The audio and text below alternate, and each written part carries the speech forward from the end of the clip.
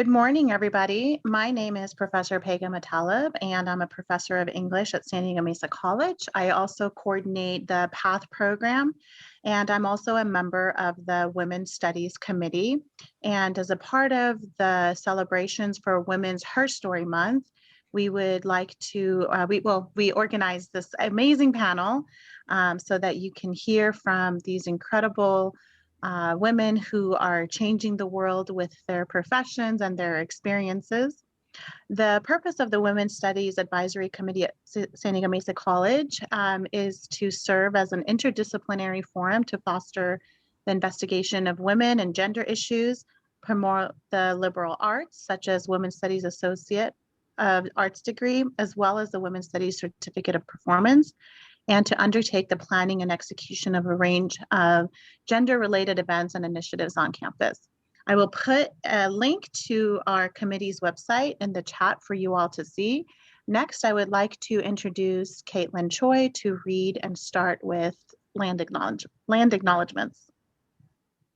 Hi, welcome everyone. We're so glad to see you here today. I also would like to mention that during the course of the panel, we invite you to drop your questions in the Q&A box in your Zoom control panel. You can just open the box and type in your questions there, and we'll share them with the speaker during the Q&A. So this event is being recorded to capture this very important conversation and to share with those who are unable to participate with us synchronously.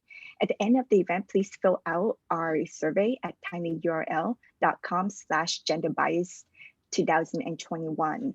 This helps us to learn what worked and what didn't to improve future events. Mesa students will be entered into an opportunity drawing for a $25 Amazon gift card. So at this time, we'd like to take a moment to reflect on the lands on which we reside.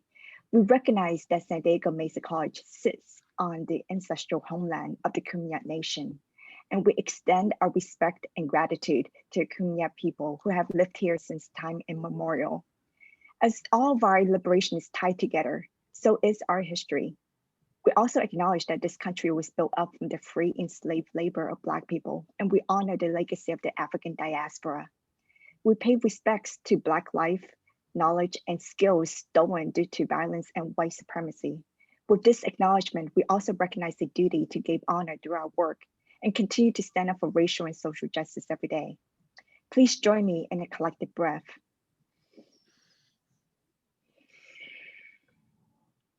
Now I would like to pass the mic back to Professor Pegah to introduce our amazing moderator. It's my great pleasure and joy to introduce our student moderator, Avyssa Aboutorabi. Avyssa was the former student of mine and my current PATH mentee. She is a LGBTQIA activist and scholar and aspiring writer.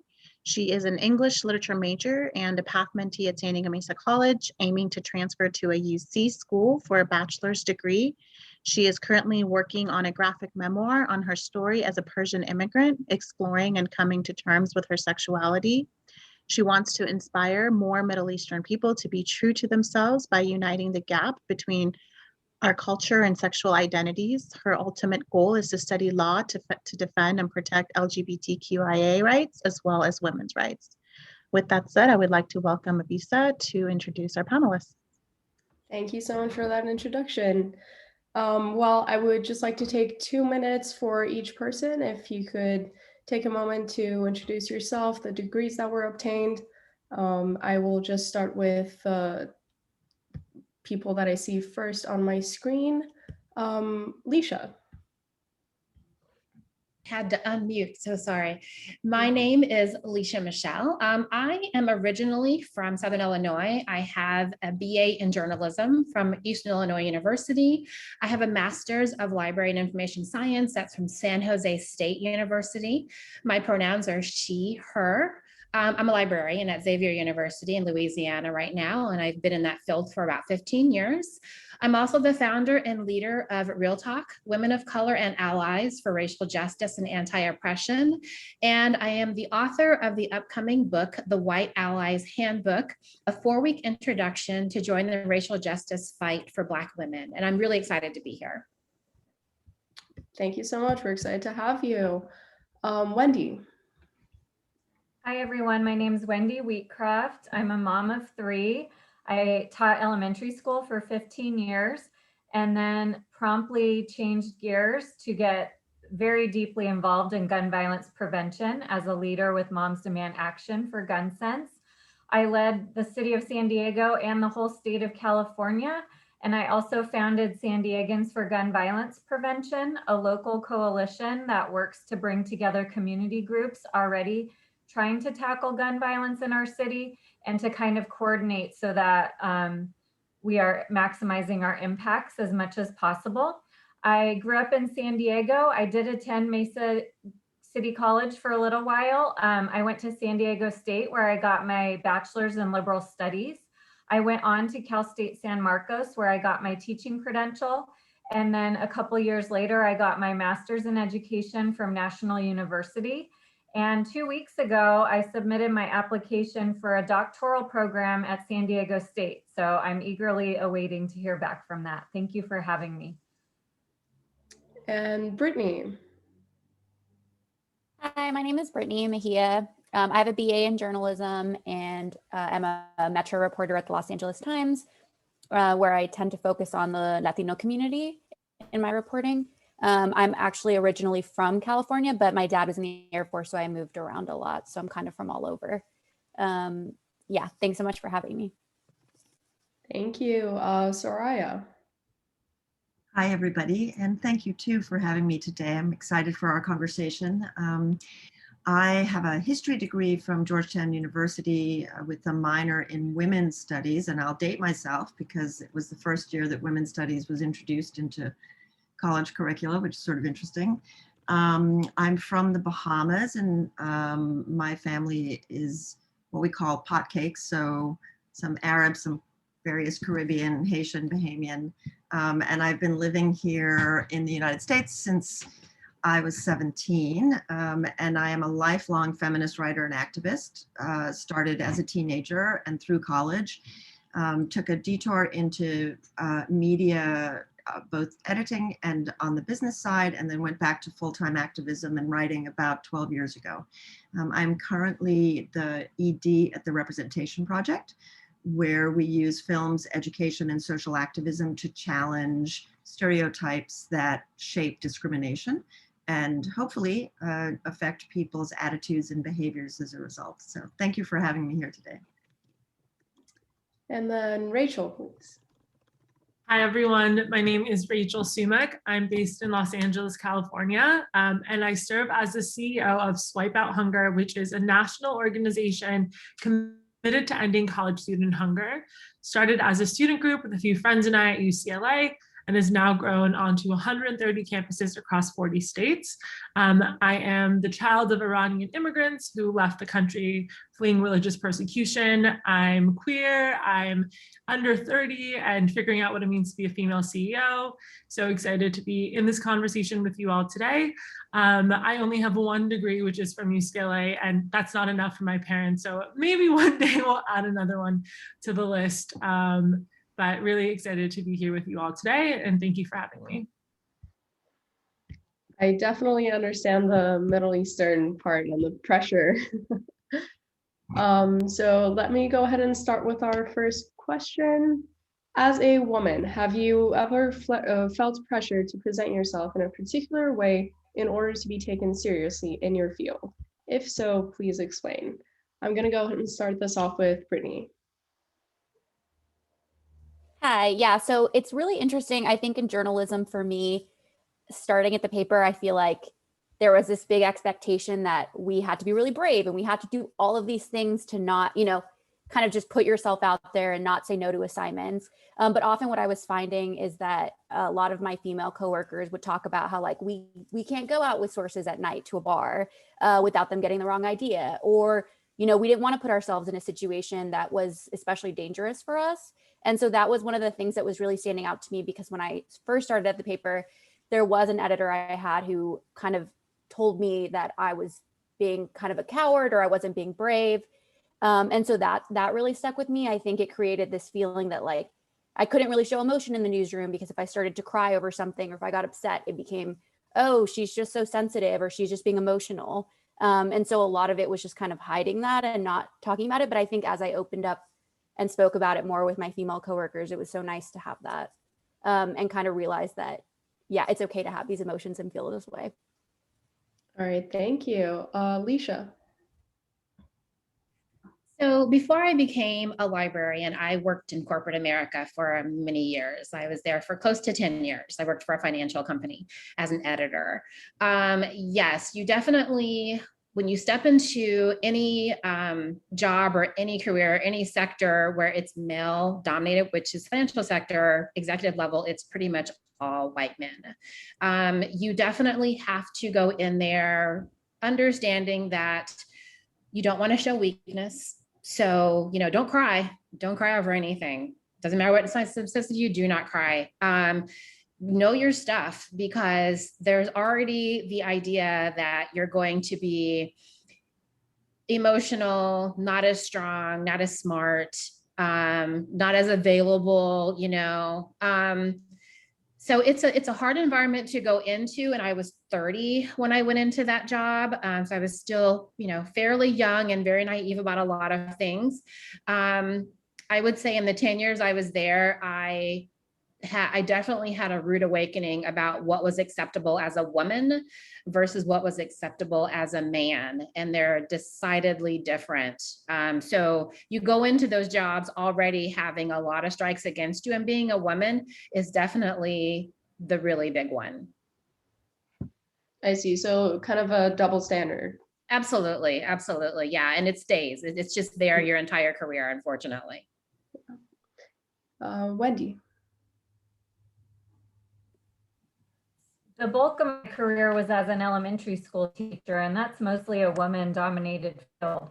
But I did have experiences with mostly white male administrators who weren't always as supportive or understanding of what it's like being a woman, what it's like being pregnant at work, what it's like having a newborn at home, breastfeeding, having to pump at recess, all these things. I felt that my male principal really didn't understand. It was only until right before I left the school where I taught that I had a female administrator. And wow, what a world of difference it felt like to have that kinship, I guess is the word, that sense of understanding. I recently ran for office in San Diego, and that was quite a different experience for me in terms of my career as a teacher, mostly dealing with women. When you run for office, you're really dealing with a lot of men, and you're asked to meet with a lot of men who are mostly rich, old white men who have supported campaigns in the past, who you need to get their approval and you need to get their money. And it feels, I don't think I'll ever run for office again, because I don't like that dynamic. I don't like this having to come to people hat in hand asking for money. So I'm a big proponent now of campaign finance reform for that very reason. And really, there's a good old boys network in every field, but especially in politics. And if you're a woman, you're automatically going to raise less money, which puts you at a disadvantage when you're running against male opponents. So I've become very outspoken about gender bias in our elections process. And I will continue to do that, because we will never be able to level the playing field unless we have campaign finance reform, so that women can raise an equal amount to their male counterparts. They say that men candidates outraise women by double, and that was completely true in my own race, and it hurt me. And it harmed my campaign, and that happens to women all across the country. So that's something really important if we want to have gender parity at all levels of elected office. We need to really be supporting women who run and really fighting for campaign finance reform. Thank you. Soraya. So I agree with everything that everyone said. I wrote a book that was published in 2018 called Rage Becomes Her. And it's an examination of how anger is socially constructed, but really it's a sort of Trojan horse for looking at discrimination and looking at the ways in which being a woman with a fully intersectional lens affects us throughout our lives, personally, interpersonally, professionally. So a lot of the double standards that everyone has discussed are included in there. I certainly have experienced those. I think that we all ubiquitously face gaps in credibility and expertise. It's why women, I think, pursue higher education in greater numbers, which is a huge cost to us. Women make up more than 70% of student loan debt because of things like this. So there are really material consequences to try and close that credibility gap for us. Certainly in appearance, the standard of an ideal worker being really and truly still, I think, sort of able-bodied white cisgendered man who's wearing a suit and a tie is really, it has a sort of lock on a lot of people's imaginations, particularly when you go up a corporate ladder in what we call male-dominated fields, but which I think we should call high status, high income fields. Because they're virtually indistinguishable. And that there are lots of reasons that we're talking about today for why that would be. The devaluation of care work that women do in the economy, which COVID has put on in such stark relief, it fuels the entire economy because the only time the work we do has value is when it's not counted. Which is a big issue. So yes to all the double standards. I did write about leadership and perceptions of emotionality, particularly anger, because it's so relevant to that. When women are assertive or aggressive or angry, and those are three separate things that get conflated in women, particularly for Black women, those are used to really silence us in our expertise or in our conviction. And for men, because anger confirms masculinity, they can accrue power when they express anger that seems righteous, either in a C-suite or in the political environment. But when women express anger or appear to be angry, it defies people's stereotypes about us. And so it undermines our leadership and authority. And I think that this is hard because, in fact, these are real double-edged swords, and it's hard to acknowledge them without it being depressing. Yeah. So when women, I think when women show more emotion, specifically like anger or just like very intense emotions, they tend to be called either like crazy or hysterical. And yeah, I mean, the stereotypes I think really differ. For Black women, clearly the angry Black woman stereotype is something that starts in childhood. You know, Black girls starting in kindergarten are far more likely to be suspended, expelled, or disciplined, and sometimes violently disciplined for acting in ways that in a young boy, particularly a young white boy, is thought of as rambunctious or leadership potential behavior. You know, for ladies who are brown and dusky, whether that's Arab or Hispanic, you tend to be compared to food. You're spicy, you're really hot when you're angry, sort of consumable, tasty items that people enjoy. And if you're of Asian descent, you're more likely to be characterized as sad and passive, which is also an eroticized kind of stereotype. But all the stereotypes, and I forgot, crazy, absolutely, white women are crazy when they get angry. Like the first thing that happens when a white woman gets angry is that she's called crazy. So all of these stereotypes accrue, and their main purpose is to trivialize what we're saying, deflect from the substance of what we want, and silence us in conversation. Thank you. Rachel. Well, I just want to sit and hear Soraya talk about that for a very long time. It like definitely, I think what everyone has said really hits close to home. And I think in an effort to add something else to the conversation, everything really resonates. I mean, as a female entrepreneur, like even what I'm wearing right now, right? Like I'm wearing like a very polished Steve Jobs inspired black turtleneck. My hair is straight, even though I have very curly hair. And I'm, of course, like I still have curly hair very often, but I know when I have pitches, presentations, I change who I am. Even though most Iranians, we wear a lot of black, but also a lot of floral is in my closet. So anyway, I think it absolutely influences how I show up. But something happened a few years ago for me where I was like, well, because I'm a woman, I have the privilege of smiling all the time, and people love talking to people who smile. And because I'm a woman, I can put my arm on someone's back, and that's such an asset because it builds familiarity with each other. I can start meetings talking about something quirky because, whether you're old or young as a woman, they're going to judge you one way or the other. Like there's both sides have such, it really sucks. But I'm like, well, if I'm going to be, thank you for throwing the Crown Act in there. I think conversation about hair it's insane that it's a conversation at all, right?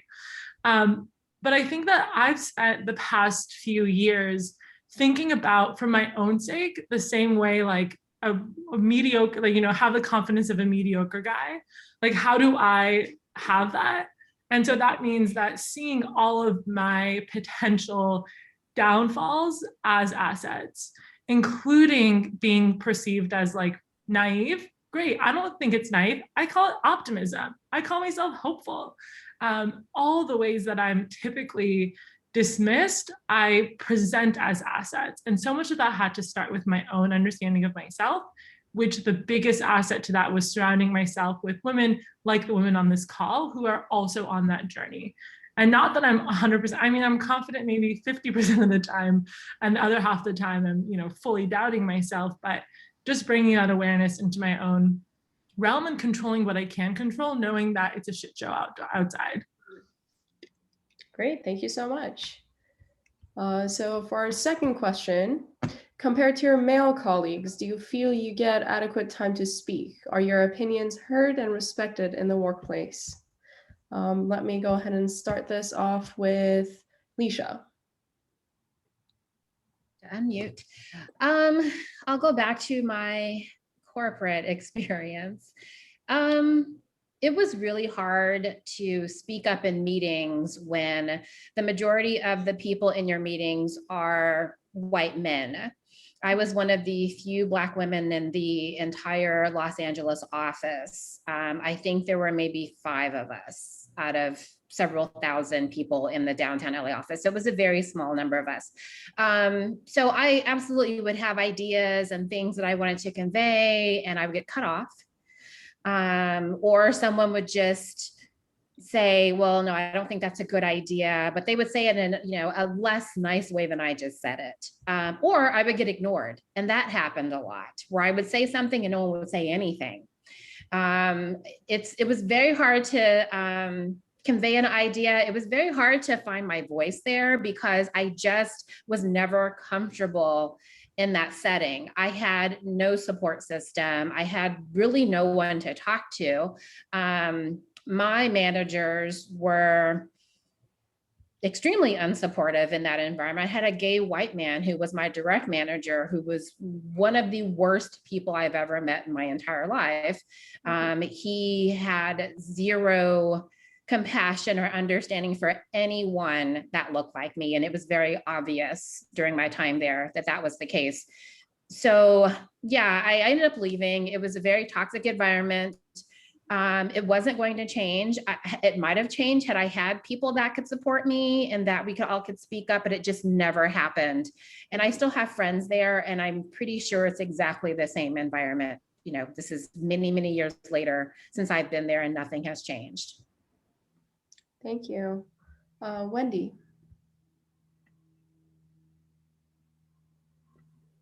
I'm going to speak about it from the perspective as a candidate. One thing that really surprised me when I was running for office was the level of misogyny from our own political party. Mm-hmm. I ran as a Dem, and there was a real divide between women and men. Mind you, I started running in 2019, which was supposed to be the pink wave. So I was riding this high of women's empowerment and this perception that women were going to sweep every election moving forward. And that wasn't the case. There was, in fact, a very big backlash against women across the country. And I was very surprised at the treatment I received from male Dems within our own party. Mm. It's very unfortunate that our political process is not professionalized like most other career paths. It's all about who who you're friends with, who you know who has money. And it's still very much, I equated it to high school, right? There's all these different clubs and meetings that you're supposed to go to. Well, if you're a mom or you work at night or you work all day and that's your only time with your family, you can't attend all these clubs. So therefore you don't become buddies with everybody in the clubs. It's very unprofessional. And there's a process by which you seek the endorsements of the clubs, and you have to call everyone who's a member. People don't call you back. Usually it was men that didn't call me back. And I knew that they were calling the men back. And it just went on and on and on. You know, the outrage was just overflowing on a continual basis. And it still is, you know, if we are going to expect our elected officials to be held to a high standard of conduct and civility and embrace all the ideals that we're fighting for, right? Embracing fighting against sexism and racism and all these ills that are plaguing us right now, our process needs to be professionalized. You know, there were some endorsement meetings where, you know, you fill out a 10-page questionnaire and you show up and you pour your heart out to this club and you don't get the endorsement. Later, they announce who the winner was, but you don't even get a thank you. You don't even get a thank you for your time. Thank you for what you're doing, nothing. And it's really rude and unprofessional. And I think that, you know, if we want to have elected officials fighting for what we care about, we need to be treating people properly through the process and continuing to keep them in the process. Because obviously, if someone cares enough to run, they care enough to continue fighting for their community. But why would they want to if they're treated poorly during the process? So that's something that I really think needs to change. Definitely. Thank you. Brittany. Yeah, I think a big thing for me is in my newsroom, I'm really big on giving credit where it's due. So if someone gives me an idea or workshops something with me or helps edit one of my stories, kind of like looks at it ahead of me filing it, I'm always like, this person helped me do this and this person kind of gave me this idea because I want to give that credit. And what I've found in the newsroom, and I want to give an example, and I'm going to preface it with saying that I love my editor. He is great. And the bulk of his reporters are women.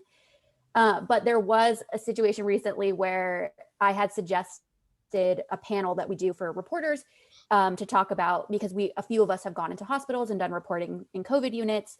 And so I was like, I think it would be really helpful because I'm fielding a lot of calls from other colleagues who want to learn about what it's like to report there and what they need to do to stay safe.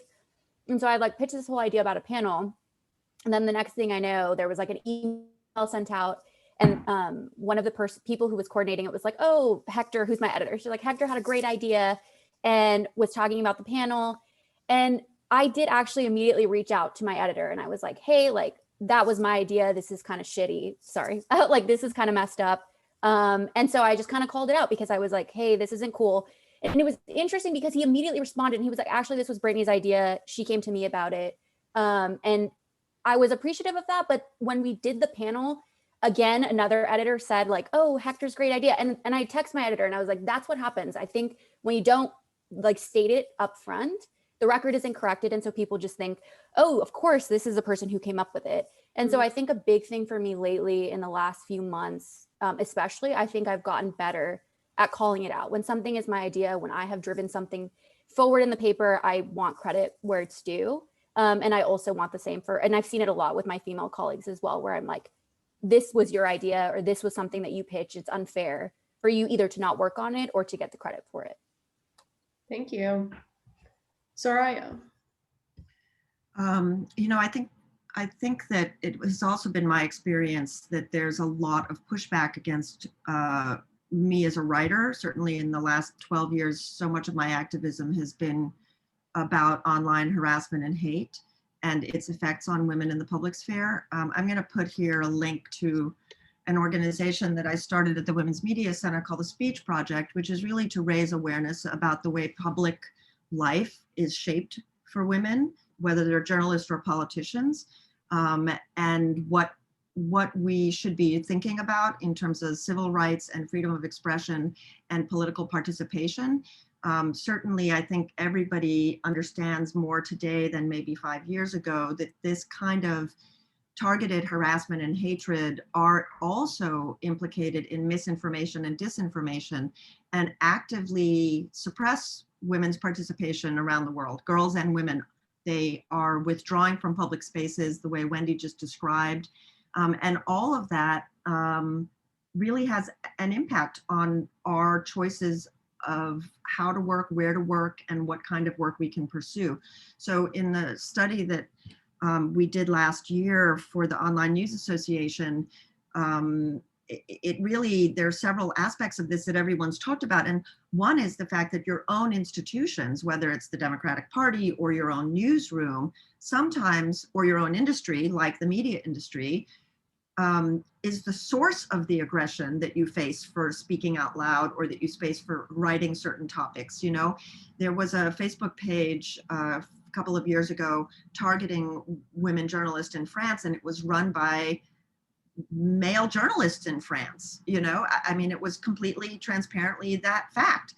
And as Wendy said, in political parties, the kinds of institutional masculine norms that exist result around the world, not just in women having hostile environments that they're operating in, but in sextortion and all kinds of incredibly criminal activities that also impede women from running for office.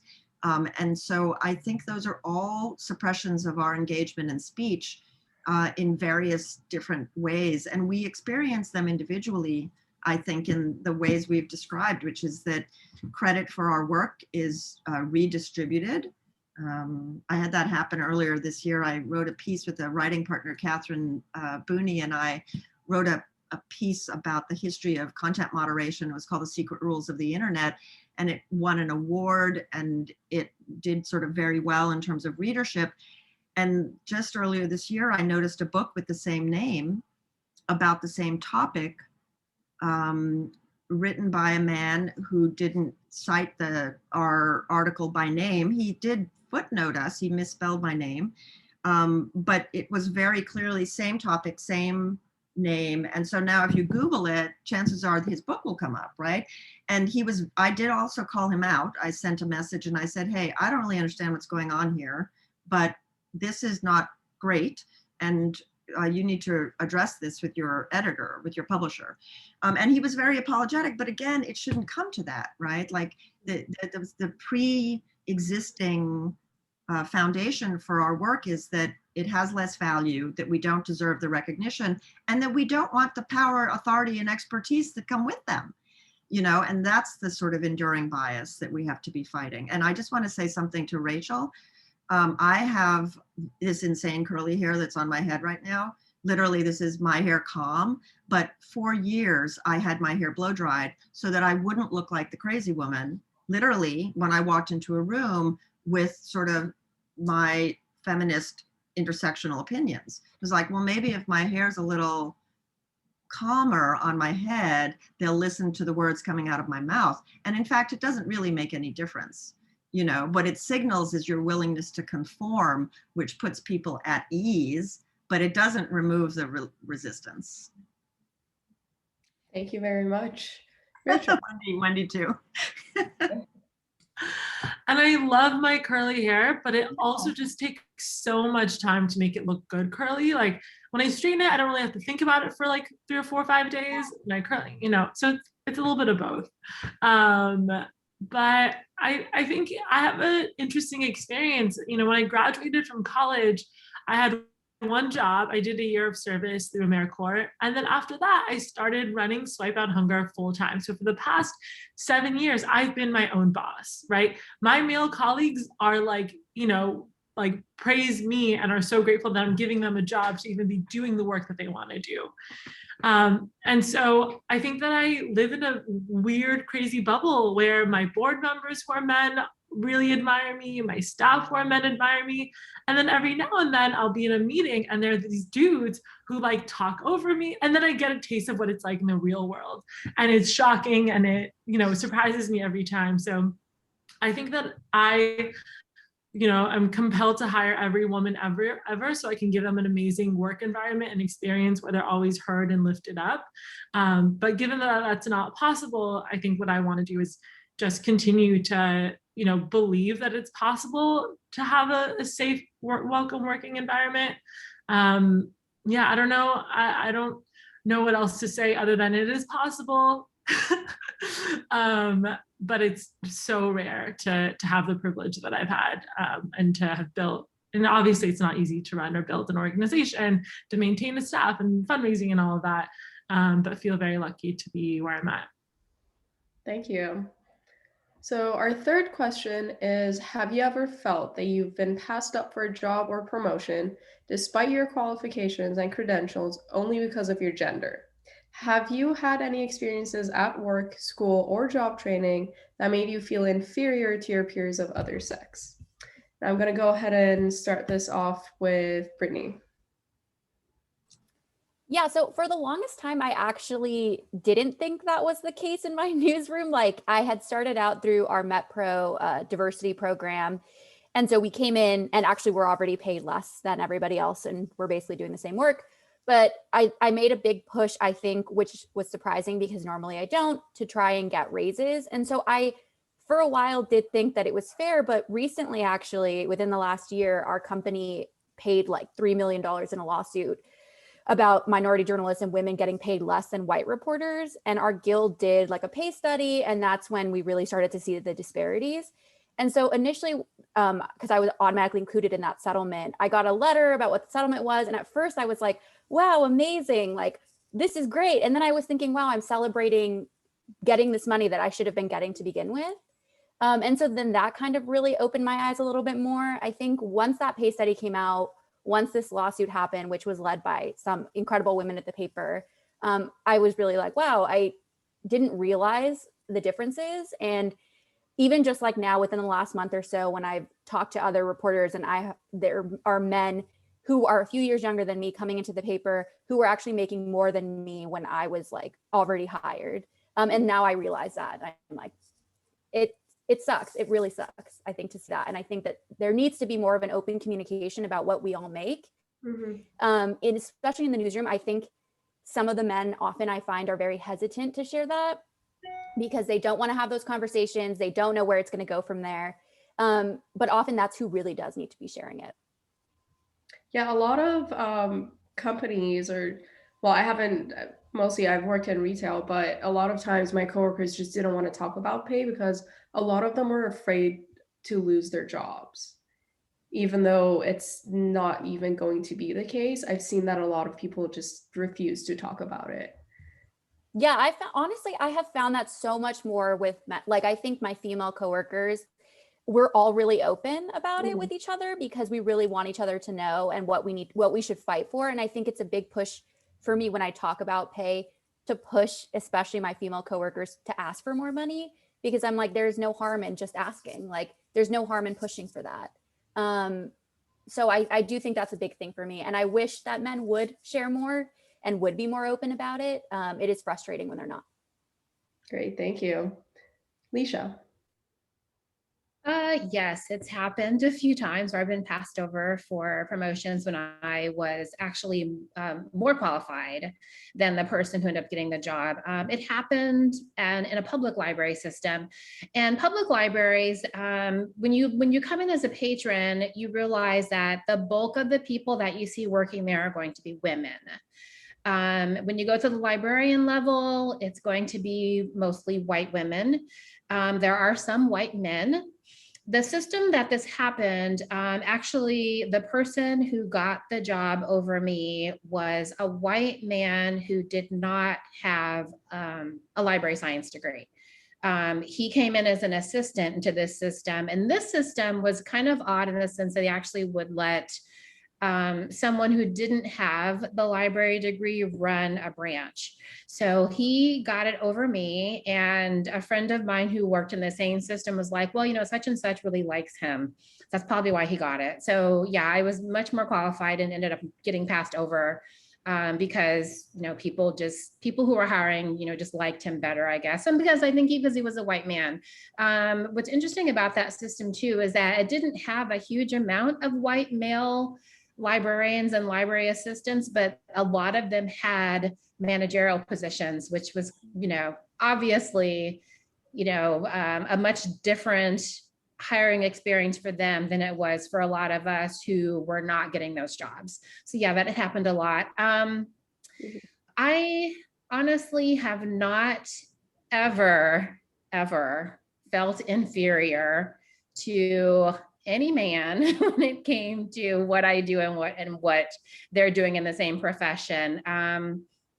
Librarianship, especially at the academic level, you just have the opportunity to learn and grow in so many ways. And does it happen at that level too? Yes, it has happened where I've gotten passed over and a white male has gotten the position. And, it's been blatantly clear that that's the reason. But as far as making me feel inferior, no, because, I feel like I have taken this job and kind of run with it in the 15 years I've had it.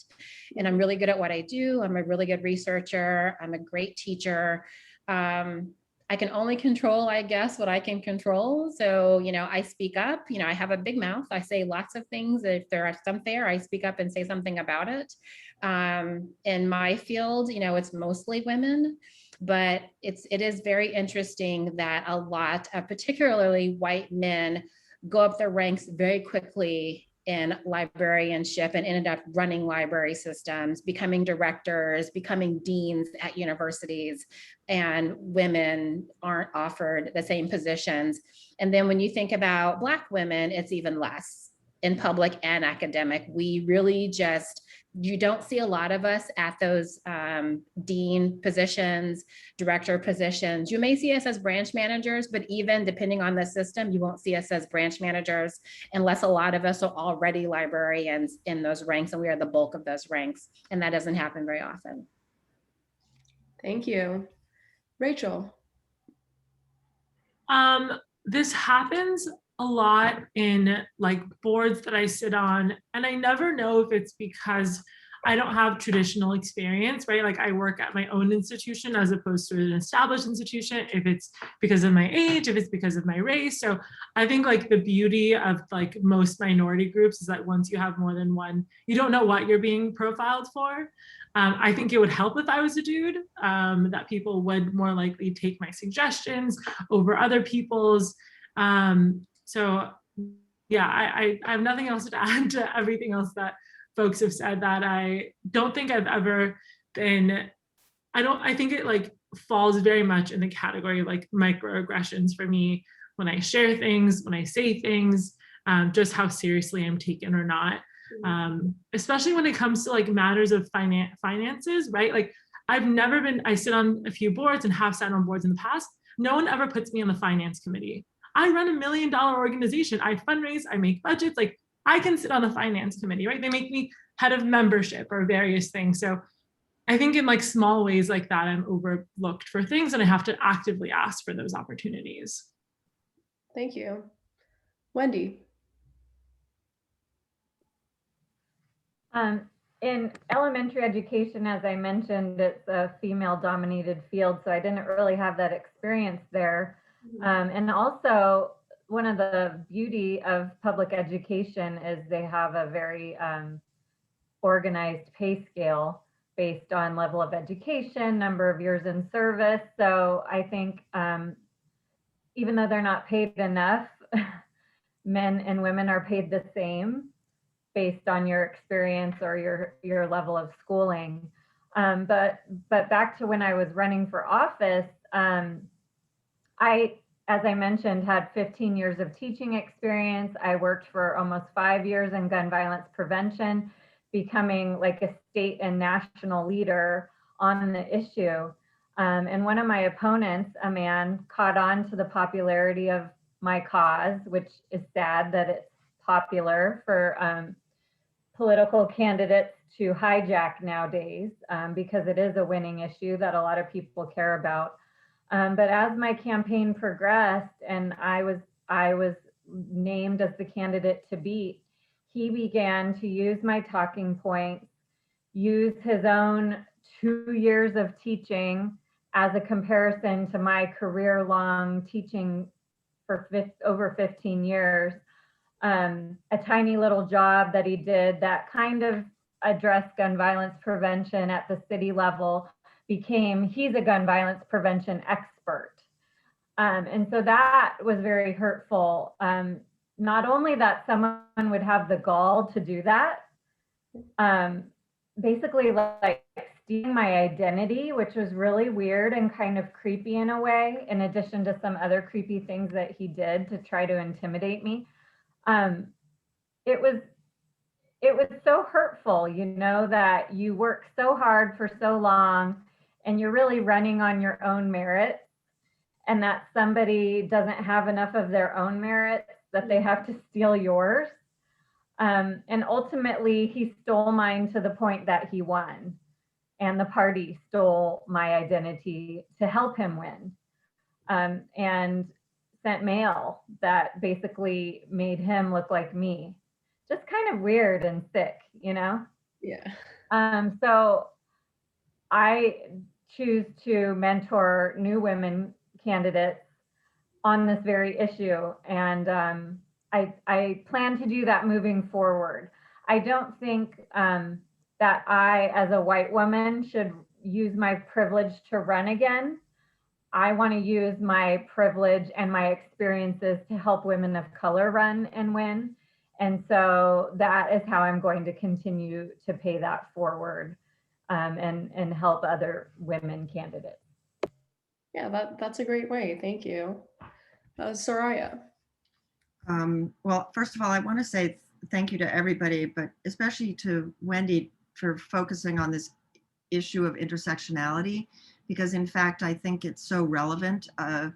We've all sort of touched on it in some way, but even I think if we think about institutions and what COVID has shown us about women and institutions, that really sheds light on this problem that is really systemic.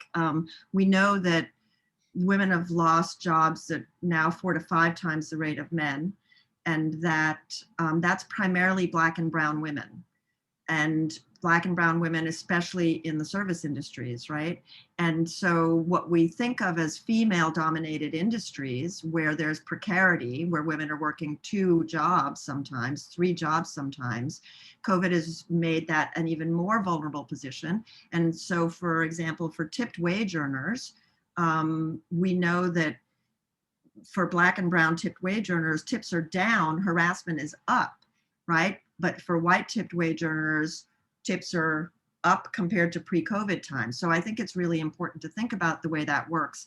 As a writer and a freelancer, I'm acutely aware in my own industry that most freelancers are women, and that women are churning out of newsrooms at extraordinarily high rates by the time they're 10 years into their careers. And there's a whole variety of reasons why that's the case, but they will enter the freelance arena either because they have parenting challenges or because of harassment or newsroom dynamics. And once they become freelancers, the pay scale gets distorted again, because it means that men have access to all the benefits of being in an institution that women don't as freelancers. And I think that speaks deeply to something else that we touch on when we talk about wages and salaries and promotions, which is time. We don't think of wealth in terms of time, but what COVID really shows us is that there's a massive gendered transfer of wealth in the form of time, because women are taking the time to do all of this unpaid invisible care work, and that becomes an asset for the men in their lives to succeed professionally. And so if we can reconfigure the way we think of wealth or wages to include that aspect of time and invisible labor, then we might better be able to think about its impacts on us as individuals, but also policy changes that might help us. Great, thank you. So moving on to our 4th question, in regards to your female colleagues, what are some ways in which they've lifted you up or shut you down?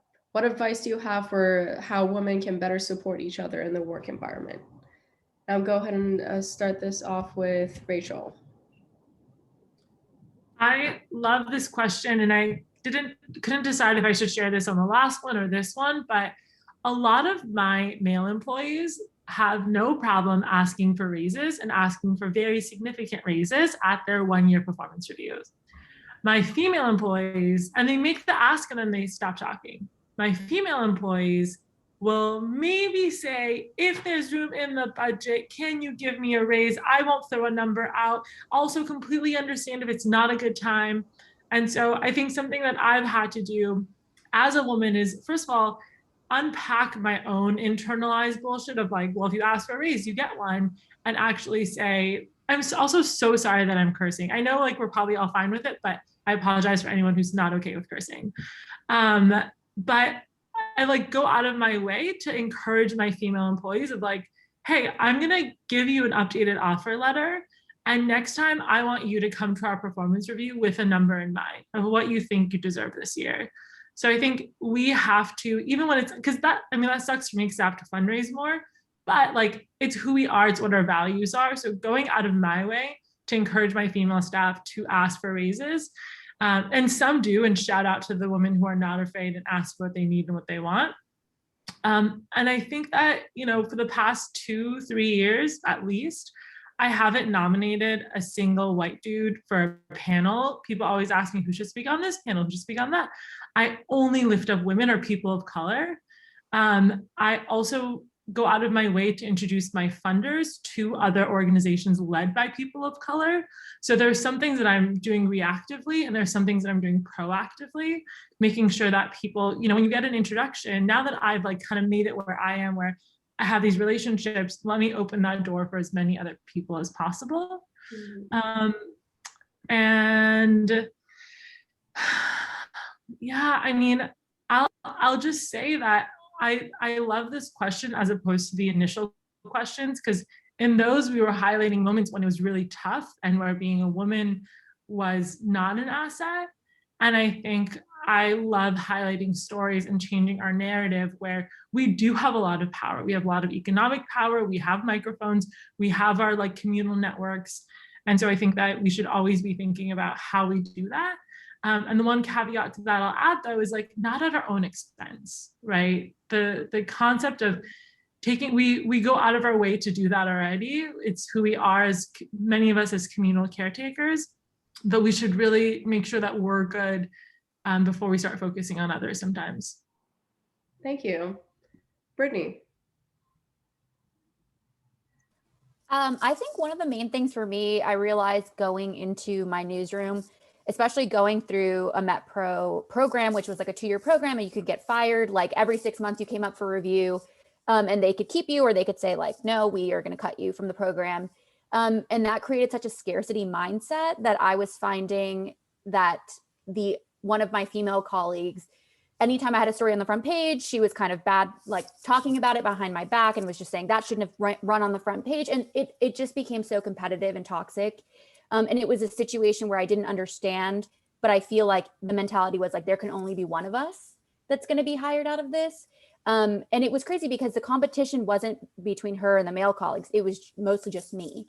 And I saw that kind of playing out and I still see it play out in the newsroom. And it's one of the most frustrating things that I see. And I feel like as a result of that I've made it a goal of mine that basically every person I mentor is a younger woman of color.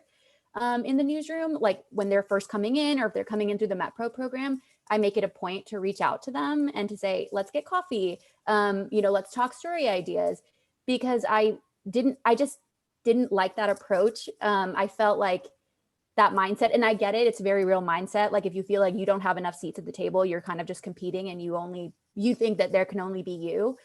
But that just like, it made me so sad because I just saw other women being torn down and not really being built up the way they should be. And I feel like within these last few years, I've been so happy to be able to do mentoring and to tell people this story that you're writing or this idea that you have is a front page story. Like you should pitch it to this editor, or sometimes I'll reach out to an editor and I say, this reporter has a great idea. You should reach out to her. I think that this could be a front page story. And that's been so great. Like, I think that that's been my main focus. And I feel like more often now, most of my female colleagues are my biggest supporters. I send them my stories to read. They give me edits. You know, we work together when I feel anxious and when I'm feeling down, they're the ones who reach out to me. They're the ones who are FaceTiming me throughout the day, kind of talking me through it. And so I'm really grateful for the team I'm on now because it's mostly all women, and it's a lot of support there. That's great. Thank you. Lecia.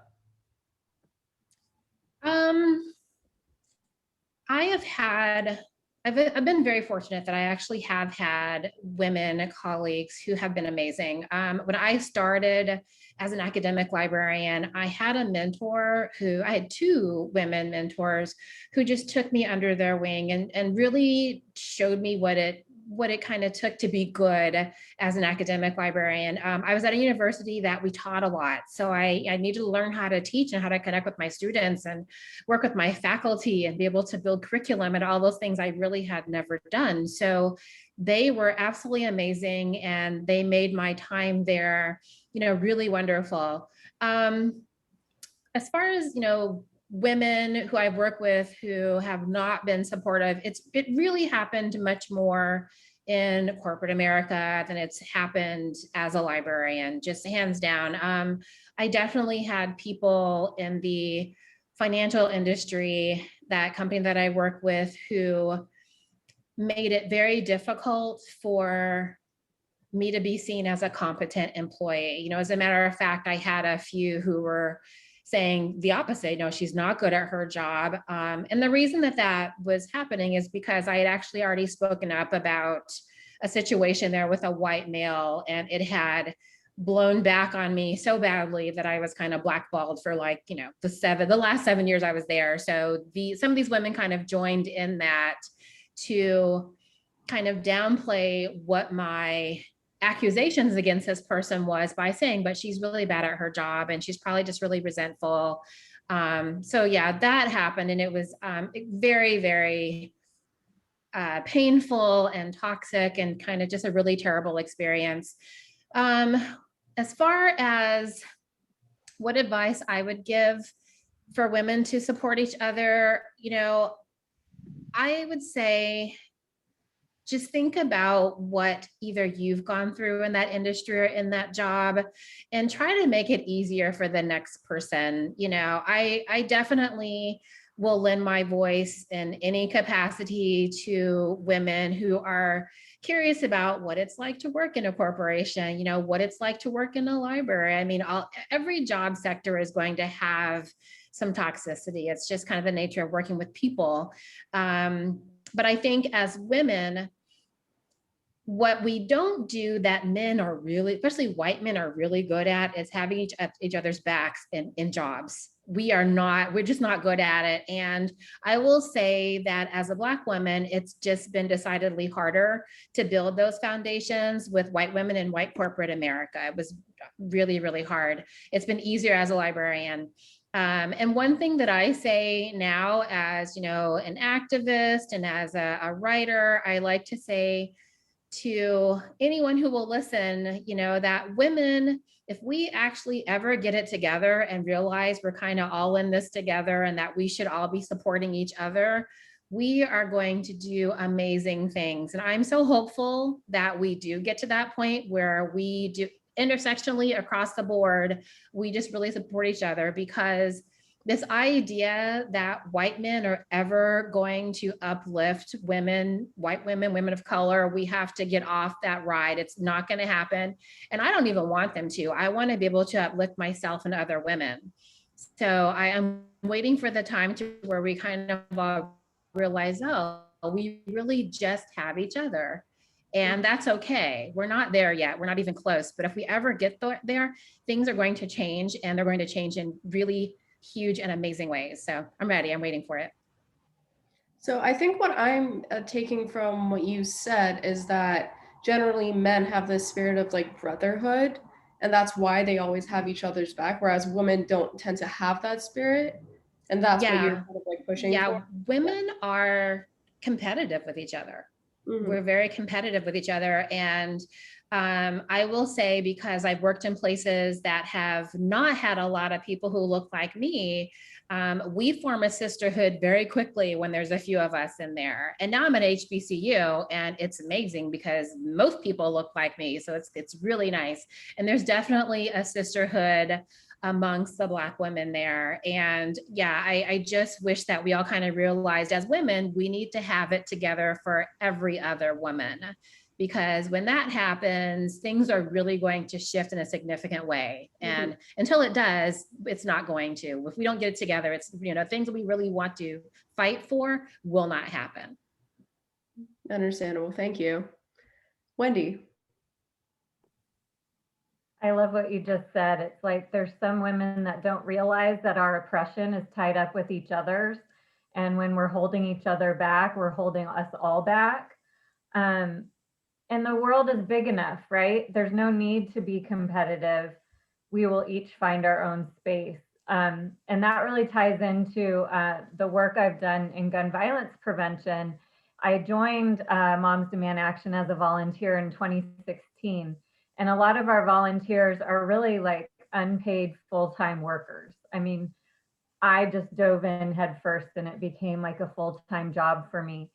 And it was mostly white women who were doing the work because Moms Demand Action was started on the back of the Sandy Hook tragedy, the Sandy Hook school shooting. And when I joined, it was right after the Pulse nightclub shooting, which was mostly LGBTQIA folks. And I started to think, like, why is this movement mostly white women when really the majority of our shootings are not happening to white people? Suicides are happening to older white men and teens of all colors, but the majority of the violence that we're seeing is a daily drumbeat of gun violence happening in our cities. And through this work, I've really brought in a lot of different voices to the table because I knew that we couldn't just be a bunch of white women at a farmer's market signing people up to join. We really needed to be intentional and purposeful in how we're addressing the gun violence, particularly in communities of color, particularly the messaging around things like gang violence or Black on Black violence and these ideas that really aren't true. We came to start calling the violence happening in our cities community gun violence. And that's kind of how we formed San Diegans for Gun Violence Prevention, because I started to learn about lots of different groups that were working on improving outcomes in their communities. And really, gun violence prevention isn't always about legislation. Yes, the legislation helps, particularly with white male gun owner extremism, which is a huge problem, right? White males are putting people in more danger than any other group. And I say this all the time, women with a gun in their home are more likely to be shot and injured or killed with that gun than to protect themselves. And so there's a lot of myths that we're constantly dispelling. And when we brought San Diegans for Gun Violence Prevention together, it was the first time that Moms Demand Action had worked with community groups. And I was actually told, oh, no, that's not what we do. And I said, San Diego is a big city, but it's a small, big city. And if I come in here, this white lady acting like I know all the answers when there's people who have been doing this work for a lot longer, we're not going to get anywhere. So we really started to work with and support and uplift the voices of the people that were already doing this work, mostly in our Latino and Black communities, but also on our Suicide Prevention Council. Also young people, students who have grown up experiencing lockdown drills and are traumatized by it, when in fact, school shootings are a very small percentage of mass shootings overall. So kids are actually often safer in schools than they are in their own home or community. Over 4.5 million kids live with an unlocked weapon in their home. And that puts everyone at risk, right? It puts kids at risk if they're depressed or suicidal. It puts family members at risk. It puts schoolmates at risk if that child brings an unlocked weapon to school. So that's a lot of what we do. But I'm really proud that since then, Moms Demand Action has really embraced the idea of working deeper in our communities. We've really taken a back seat often to our own fundraising to fundraise for our community partners. Just this year, Everytown, which is kind of like our funding and research arm, is giving grants, pretty large grants, $100,000 grants to community partners who are doing this work in our cities, because we know we can prevent violence and improve outcomes in any community when we're providing other support like food or mental health support or tutoring at school or mentorship. And one of the biggest blessings that has come out of the Parkland High School tragedy is that our students rose up, and it's so bittersweet that they had to, right? Like, adults did not do the work to protect them in the first place, and that is why they've had to. But I've mentored so many young people, and I've spoken at colleges and high schools, and this issue is just something that our young people care about so much. And it's really something that inspired me to want to seek my own higher education degree so I can continue to work with young people and try to get our hands around this issue. You know, during COVID, it's only exacerbated gun violence with kids being home, mental health issues, school struggles. You know, there's just going to be so much work we have to do to untangle gun violence and the COVID crisis and poverty after this is all over. But I really feel like women like us are poised to step in and help these young people through it. And we need to continue to link arms with other women who are poised to do the same, because really women are going to be what saves this country. And the women that aren't on board with us, we just need to let them go, and they can figure it out, because we are stronger together, and we have to do this together. Thank you. Soraya. You know, I think that, I think when I'm listening to everybody, and I've certainly had this experience, it's that we're forced to navigate fundamentally patriarchal institutions that have norms built on this idea of fraternity, particularly white fraternity and male fraternity. And so in environments like that, for example, I have had friction with white women who are deeply uncomfortable with behavior that they think doesn't prioritize niceness, right? Like, there are certain ideals of white femininity that inhibit collaboration and honesty and transparency and accountability. And those norms are very powerfully woven into people's identities. And so a lot of the kind of corporate feminism we see has to do with women, primarily white women, trying to be leaders and trying to be successful in the mold that men have been successful forever in those places, right? And so the hierarchies that we see in these institutions, which I think we forget that corporate institutions were based on military models. That's why we have boards of directors with officers, and like the entire structure of corporations come out of that framework. And so I think what some of us are doing in our institutions is trying to create new ways of organizing ourselves, right? So the Girl Scouts, for example, led by a person who thought we need concentric circles. We don't want a hierarchical framework for the way we're going to relate to each other. We don't want a hierarchical framework for the flow of information and decision making. We're going to have a different way of doing this. And I think that's what we need to do to be more supportive. But I think having those very difficult and honest conversations is important. You're going to be in some places where you know it will never work. The honest conversation will never happen. Pack your bags and go, because life is short. Right? But there are places where those conversations do work, and people respect the fact that conflict is hard but necessary. And that's a completely different environment. I want to share this one story though, because it's so stuck in my mind. I have twins, and then they were in 3rd grade. In 2 classes, there was an exercise where students were supposed to reenact the Lewis and Clark trip. And on the Lewis and Clark trip, there were something like 13 men and 1 woman. Sacagawea was the 1 woman, right? And so one teacher said to the students, you get to be anybody that you want on that boat. You can dress up as the person you pick, and then we're going to have a vote, and you're going to be that thing. But in the other room, the teacher said, okay, boys, pick who you want to be. And girls, there's only one woman on the boat, so we can only have one of you be on the boat. And I was like, what just happened, right? Because not only was it just setting the girls up to compete for the one seat at the table, which we're all very familiar with, but it was also inconsistent with the lesson being taught in the other class. And I think we see a lot of that today. I think about things like the Bechdel test, where, I don't know if people are familiar with it, but in film, it's generally 8 to 10 men and 1 woman. And that woman is gender essentialized. She's usually white. She's usually conventionally beautiful. And she never has a conversation with another woman that isn't about the heroic men. This is what our corporations are like.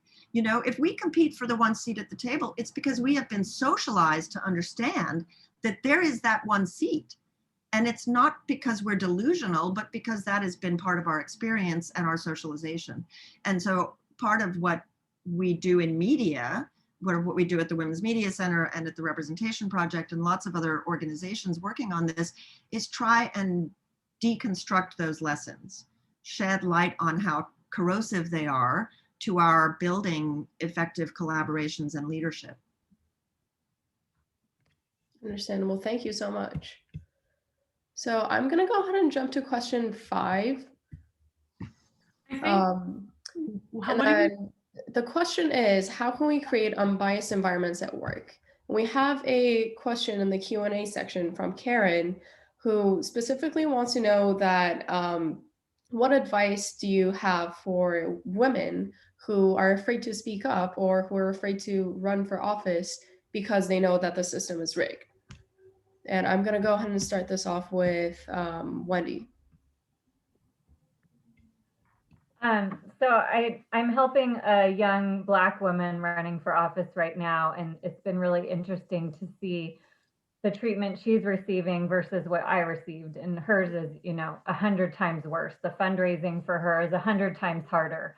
And I'm just there for her, unquestioning and just solid, And I think we need to do that for more women who are running for office, to really lift up who they are as people and encourage them to be their most true, authentic selves, because that is what people love about them, right? And there's this idea that when you run for office, you have to look a certain way and you have to talk a certain way and you have to, tone down certain mannerisms. You can't curse. I can't tell you how many times people told me not to curse on Twitter, when there was a mass shooting, and I'd say, F-bomb, we curse when a baby dies, right? We curse when a community is hurting. And I think that's a real expression of outrage and anger. And we can't be tone policing candidates, right? Especially women of color. So I've tried really hard to stand up for the candidate I'm supporting right now and encourage her to be her truest self the entire way. Because when I was running, I didn't receive that. I was constantly told different things, or to say this and not say this, and to do this and not do that. And I think ultimately it hurt me, because the reason why people asked me to run in the first place was because of who I am and how I express myself and how I react to things. And when you strip all of that away, you reduce the essence of that person, right? You create a shell of who they are, and reduce that passion and that fire about what makes them unique. I went through a candidate training program that a woman trainer told us, people will try to steal your genius. Your genius is what makes people love you. And so I'm constantly repeating that to this female candidate that I'm helping right now. And I'm going to continue to do that moving forward, because we don't need women that are a shell of themselves. We don't need them packed up in a pretty little package or put in a box like every other candidate out there.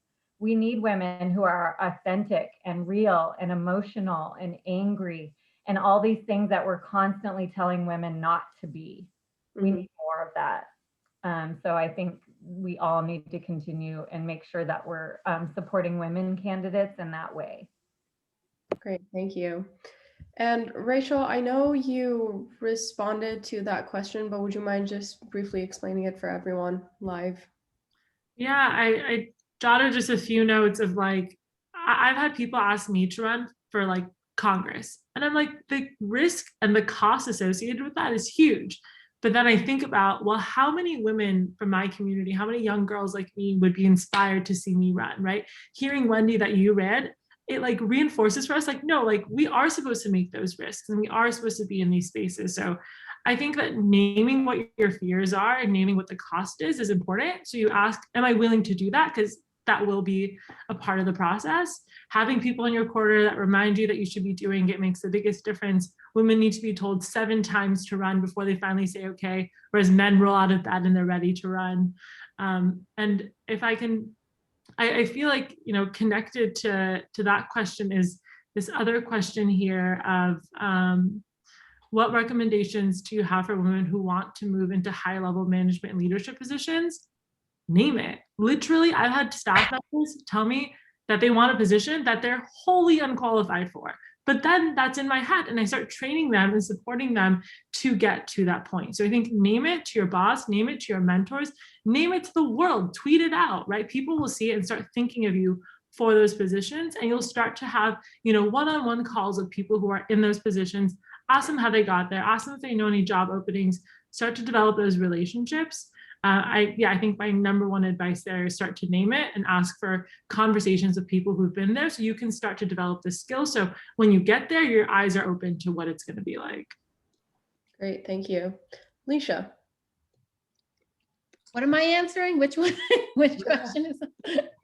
So it was if you have any advice on how we can create unbiased work environments, or if you have any advice for women who are afraid to run for higher positions.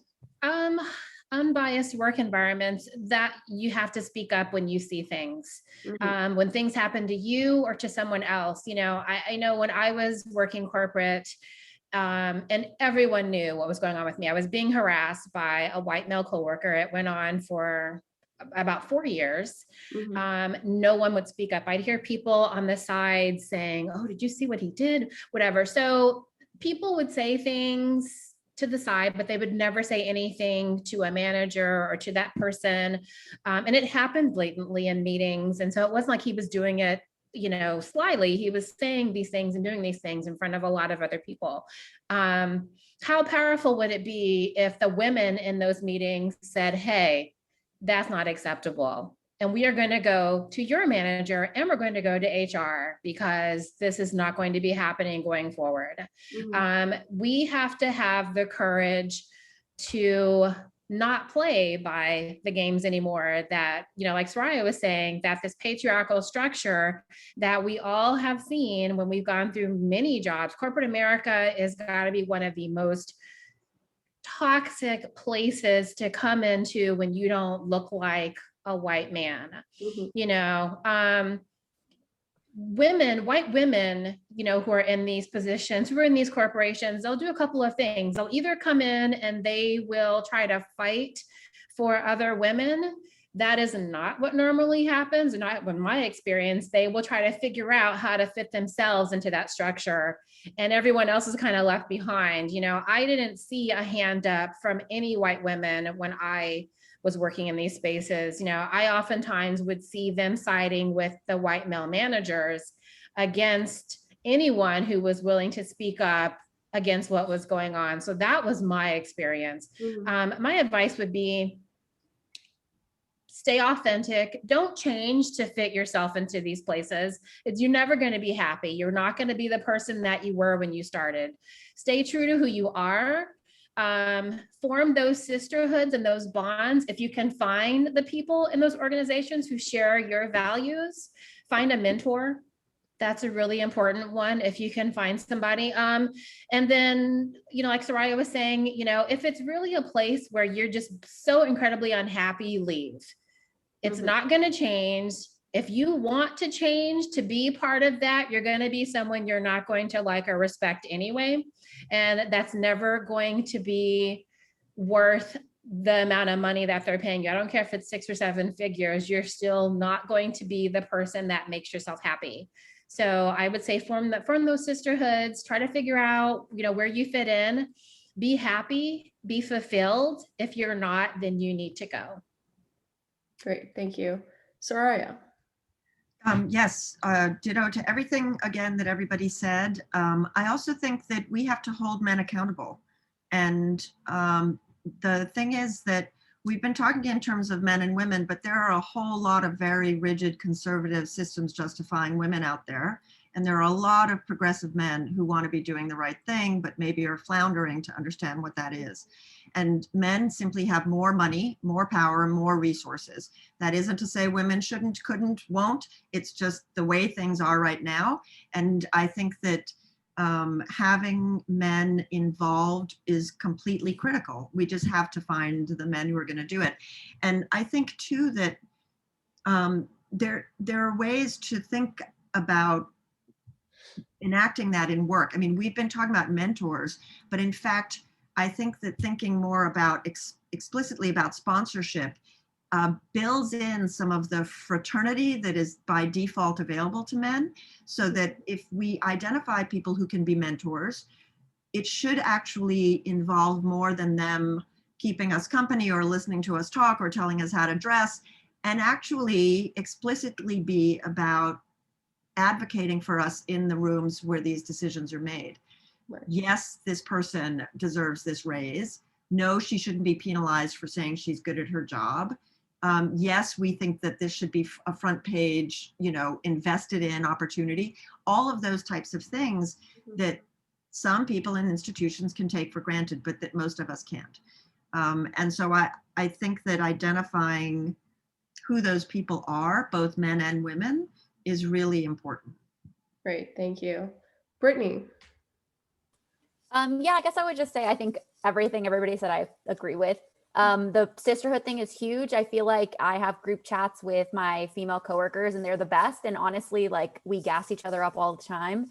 Like if we are pitching an idea, or if we're nervous about something, or even if we want to ask for a raise. I mean, there's been times where I've told my friends that I was like, or my coworkers, I'm like, I don't really know that I should get a raise right now, or I don't, and they're immediately like, what? No, yes, you deserve it, get it. Like, and I think that that's important to have. It's good to reach out to people and have that same like mentality and mindset and build the sisterhoods. I think that's huge.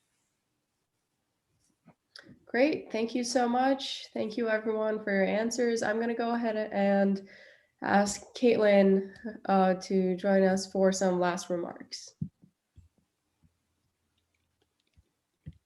Let me take a second to share screen here. So as closing remarks, Professor Pegah and I offer the following words. Thank you so much to all of our panelists for sharing your experiences and frustration and insight so openly, with vulnerability and with passion. We also deeply appreciate the ways in which you spoke out against challenges and when possible, reframe the narrative and reclaim the power and agency in your lives to make it easier for your peers and the next generation. It is inspiring to learn how you encounter and grapple with gender bias in your lives and to see how you connect the gender bias in your workplace to broader systemic gender issues, such as exploitation of sex worker and devaluing women's work as communal caretakers.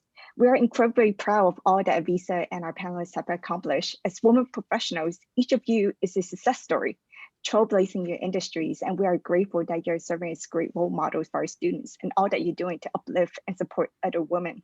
So we thank you for your time. We also want to give a big shout out to our amazing moderator, Avyssa, for doing a fantastic job facilitating the panel. As a final thought, in the words of Mickey Scott Bay Jones, in this space, we seek to turn down the volume of the outside world, amplify voices that fight to be heard, and call each other to more truth and love. And in the words of our panelists, we need to link arms with other women who are ready to support each other to the sisterhood that our panelists are building within our lives and in our workplaces. Participants, please fill out our survey at tinyurl.com/genderbias2021. You can share your thoughts and reactions about the event and the panelists here. We appreciate you sharing time with us during this event, and we hope that you found this to be of value to your own journey in life. You can also drop in the chat to our panelists your love and your appreciation for all that they have shared. And we wish you a great rest of the day. Thank you so much for attending.